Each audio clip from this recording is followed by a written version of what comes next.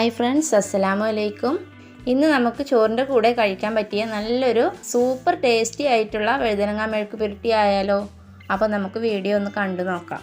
മെഴുക്ക് പുരട്ടി തയ്യാറാക്കാനായിട്ട് ഞാൻ 350 ഗ്രാം വഴുതനങ്ങയാണ് എടുത്തിട്ടുള്ളത്. ഇനി ഇതൊന്ന് നന്നായി കഴുകിയതിന് ശേഷം ഒരു പാത്രത്തിൽ കുറച്ച് വെള്ളം എടുത്തതിന് ശേഷം അതിലേക്ക് നമുക്ക് ഇത് ചെറിയ പീസായിട്ട് മുറിച്ചിട്ട് കൊടുക്കാം. ഇതിൻ്റെ കളറൊന്നും മാറാതിരിക്കാൻ വേണ്ടിയാണ് ഡയറക്റ്റ് വെള്ളത്തിലേക്ക് തന്നെ നമ്മൾ മുറിച്ചിട്ട് കൊടുക്കുന്നത്. ഇനി ഇതിലേക്ക് വേണ്ടത് ഒരു വലിയ ഉള്ളി ചെറുതായി അരിഞ്ഞെടുത്തിട്ടുണ്ട്. അതുപോലെ തന്നെ ഒരു ചെറിയ പീസ് അളവിൽ ഇഞ്ചി, 2 വെളുത്തുള്ളി.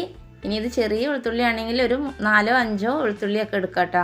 ഇനി ഒരു പാൻ അടുപ്പിലേക്ക് വെച്ച് ചൂടായതിന് ശേഷം 2 ടേബിൾ സ്പൂൺ വെളിച്ചെണ്ണ ഒഴിച്ചു കൊടുക്കാം.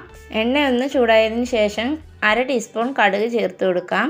ഇനി ഇതിലേക്ക് തൊലി അളഞ്ഞു വെച്ച ഇഞ്ചിയും വെളുത്തുള്ളിയും ഒന്ന് ചതച്ചെടുക്കുക. എന്നിട്ട് ഇതിലേക്ക് ചേർത്ത് കൊടുക്കാം. ഇഞ്ചിയും വെളുത്തുള്ളി നന്നായി ഒന്ന് വഴറ്റിയെടുക്കാം കേട്ടോ.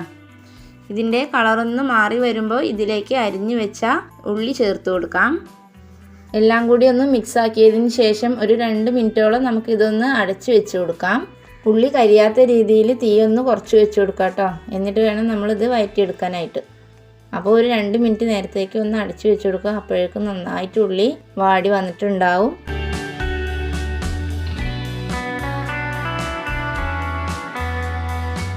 2 മിനിറ്റ് കഴിഞ്ഞിട്ടുണ്ട്. ഇപ്പോൾ നന്നായിട്ട് വാടി വന്നിട്ടുണ്ട് കേട്ടോ ഉള്ളി. ഇനി ഇതിലേക്ക് ഞാൻ 1/2 ടീസ്പൂൺ വൈറ്റ് പെപ്പർ പൗഡർ ചേർത്ത് കൊടുക്കുന്നുണ്ട്. 1/4 ടീസ്പൂൺ മഞ്ഞൾപ്പൊടി, അതുപോലെ തന്നെ ചില്ലി ഫ്ലേക്സ്, 1 ടീസ്പൂൺ കുറച്ച് കറിവേപ്പിലയും കൂടി ചേർത്ത് നമുക്ക് ഇതൊന്ന് മിക്സ് ആക്കി കൊടുക്കാം.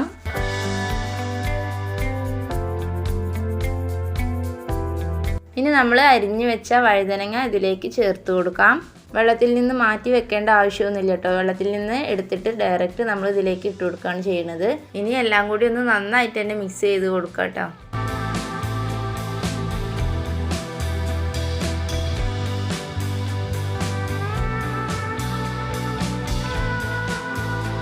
ഇനി ഇതൊന്ന് മിക്സ് ആക്കിയതിന് ശേഷം ഇതിലേക്ക് ആവശ്യമുള്ള ഉപ്പ് ചേർത്ത് കൊടുക്കാം. 1/2 ടീസ്പൂൺ ഉപ്പ് ചേർത്ത് കൊടുക്കുന്നുണ്ട്.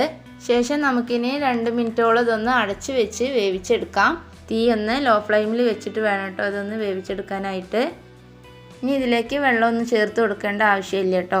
ഇത് വേവാനായിട്ടുള്ള വെള്ളം ഇതിൽ തന്നെ ഉണ്ടായിരിക്കും. അപ്പോൾ ഇതിലേക്ക് വെള്ളമൊന്നും ചേർക്കേണ്ടതില്ല. ഇപ്പോൾ ഇതാ 2 മിനിറ്റ് ആയിട്ടുണ്ട്. ഒന്ന് തുറന്ന് നോക്കിയപ്പോൾ ഇതിൽ ആവശ്യത്തിന് വെള്ളമുണ്ട്. അതുമാത്രമല്ല നന്നായിട്ട് തന്നെ വെന്ത് വന്നിട്ടുണ്ട് കേട്ടോ. ഒന്നുകൂടി ഒന്ന് വെന്താൽ മതി. ഇടയ്ക്കൊന്ന് തുറന്ന് ഇളക്കി കൊടുക്കണേ, എങ്കിലേ ഇത് അടിയിൽ പറ്റാതിരിക്കുള്ളൂ. കുറച്ചുകൂടി വേവാനുണ്ട്. അപ്പോൾ ഒന്നുകൂടി ഒന്ന് അടച്ച് 1 മിനിറ്റോളം നമുക്ക് വെക്കാം. അപ്പോഴേക്കും നന്നായിട്ട് വെന്ത് കിട്ടും. 1 മിനിറ്റ് ആയിട്ടുണ്ട്. ഇനി നമുക്ക് ഇതിലേക്ക് ഒഴിച്ചു കൊടുക്കുന്നത് നാരങ്ങാനീരാണ്. ഒരു നാരങ്ങയുടെ പകുതി എടുത്തിട്ടുണ്ട് കേട്ടോ. പകുതി നാരങ്ങയുടെ നീര് പിഴിഞ്ഞെടുത്തതാണ്. അപ്പോൾ അത് ഇതിലേക്ക് ചേർത്ത് കൊടുക്കാം. നമുക്ക് ഒരു നേരിയ പുളിക്ക് വേണ്ടിയിട്ടാണ്, എങ്കിൽ നല്ല ടേസ്റ്റ് ഉണ്ടായിരിക്കുള്ളൂ കേട്ടോ. ഇനി നമുക്ക് നാരങ്ങ ഇല്ലെങ്കിൽ നമുക്ക് ഇതിലേക്ക് പുളി പിഴിഞ്ഞിട്ട് ഒഴിച്ചു കൊടുത്താലും മതി. കൂടുതൽ പുളി പിഴിഞ്ഞ് ഒഴിച്ചു കൊടുക്കരുത്. കുറച്ച് മാത്രം 1-2 ടീസ്പൂൺ കേട്ടോ. ടേബിൾ സ്പൂൺ അല്ല, ടീസ്പൂൺ നമുക്ക് പുളിയുടെ വെള്ളം ഒഴിച്ചു കൊടുക്കാവുന്നതാണ്.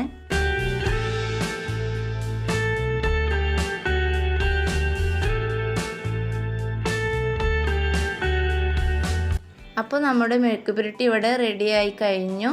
ഇത്രയേ ഉള്ളൂ. വളരെ സിമ്പിളാണ്, നല്ല ടേസ്റ്റിയാണ് കേട്ടോ. അപ്പോൾ ചോറിൻ്റെ കൂടെ ഒരു കറിയും ഈ ഒരു ഐറ്റവും കൂടി ഉണ്ടെങ്കിൽ ചോറ് എത്ര കഴിച്ചാലും മതി വരില്ല. അത്രയും ടേസ്റ്റിയാണ് കേട്ടോ. അപ്പോൾ എല്ലാവരും ഒന്ന് ട്രൈ ചെയ്ത് നോക്കണേ. വീഡിയോ ഇഷ്ടപ്പെട്ടെന്ന് കരുതുന്നു. എല്ലാവരുടെ അഭിപ്രായങ്ങളും കമൻറ്റിലൂടെ അറിയിക്കുക. നമ്മുടെ ചാനൽ ഇതുവരെ സബ്സ്ക്രൈബ് ചെയ്യാത്തവരാണെങ്കിൽ ഒന്ന് സബ്സ്ക്രൈബ് ചെയ്ത് സപ്പോർട്ട് കൂടി ചെയ്യണേ. Thank you. പുതിയൊരു വീഡിയോയുമായിട്ട് വീണ്ടും കാണാം. അസ്സലാമു അലൈക്കും.